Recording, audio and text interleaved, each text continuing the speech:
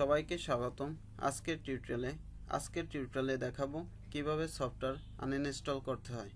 দেখেন এখানে অনেকগুলো সফটওয়্যার আছে। দেখেন BLC media player, KM player, Mozilla Firefox. আমি এখানে মজিলা ফায়ারফক্সটি আনইনস্টল করব। দেখেন এখানে মেনু বারে কন্ট্রোল প্যানেল দেখা যাচ্ছে।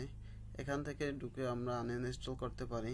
তাছাড়া আমরা সার্চ অপশনে লিখব কন্ট্রোল প্যানেল। দেখেন আমি সিও লেখার পরেই কন্ট্রোল প্যানেল চলে আসছে।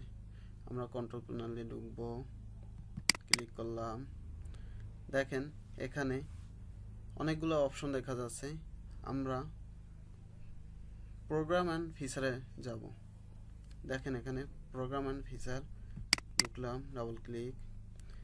এখন আমরা মজিলা ফায়ারফক্সের সফটওয়্যারটি খুঁজে বের করব। দেখেন এখানে কোথায় আছে মজিলা ফায়ারফক্স।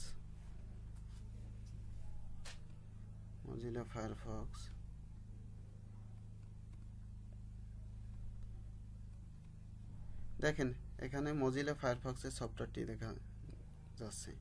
এখানে মজিলা ফায়ারফক্সের আইকন, এখানে লেখা আছে মজিলা ফায়ারফক্স 15.0 মজিলা। আমরা এখানে ডাবল ক্লিক করে আনইনস্টল করতে পারি। তাছাড়া একটি ক্লিক করে আনইনস্টল করতে পারি। এখানে দেখেন আমি একটি ক্লিক করলাম, উপরে আনইনস্টল ক্লিক করলাম।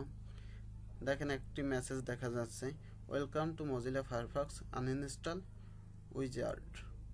এখানে নেক্সটে দেব। ক্যান্সেল দিলে আমাদের আনইনস্টল হবে না। নেক্সটে দিলাম। দেখেন আনইনস্টল হচ্ছে। এখানে ক্লিক আনইনস্টল টু কন্টিনিউ। এখানে যদি আমি ক্লিক করি তাহলে আমাদের সফটওয়্যারটি আনইনস্টল হবে। ব্যাকে দিলে আবার পিছনে আসবে। ক্যান্সেল দিলে কেটে যাবে, আনইনস্টল হবে না। আমরা আনইনস্টল করলাম। দেখেন আনইনস্টল হচ্ছে। ফিনিশ দিলে আমাদের সফটওয়্যারটি সম্পূর্ণভাবে আনইনস্টল হবে। দেখেন এখানে আমাদের সফটওয়্যারটি আনইনস্টল হলো। আমরা এখন একটু ডেস্কটপে যাই, কেটে দিলাম। দেখেন এখানে মজিলা ফায়ারফক্সটি ছিল, এখন নেই। সবাইকে ধন্যবাদ আজকের ভিডিওটি দেখার জন্য। যদি ভালো লাগে লাইক, শেয়ার, কমেন্ট ও সাবস্ক্রাইব করুন।